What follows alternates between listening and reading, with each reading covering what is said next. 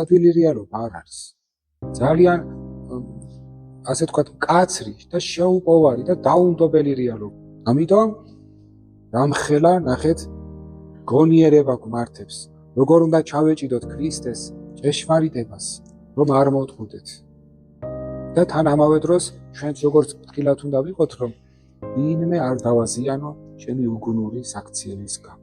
ღმერთმა გვაშოროს ცილის წამების საშინელი ცოდვა, რომელმაც შეიძლება ჩემი აი ამ უგუნურებით განაპირობოს სხვა ადამიანის დაღუპვა, განადგურება, სულიერი ან ფიზიკური სიკვდილი. აი რაოდენი სიფრთხილე გონიერება, წინდახედულება მართებს და იმედი მაქვს, აი დღევანდელი საუბრის შემდგომ ამ ერთ კონკრეტულ ცოდვაზე კონცენტრაციის შედეგად ალბათ უფრო მეტ ყურადღებას გავამახვილებთ ჩვენ კონკრეტულად ამ ცოდვაზე და უფრო მეტად გაუფრთხილდებით ერთმანეთს, გაუფრთხილდებით თითოეულ სიტყვას, რომელსაც წარმოთქვა მაგეებიდან და გაუფრთხილდები და ყურადღებით ვიქნები იმ მოსმენილი ამბებისგანაც, რომელმაც შეიძლება მე დიდ შეცდომაში შემიყვანოს.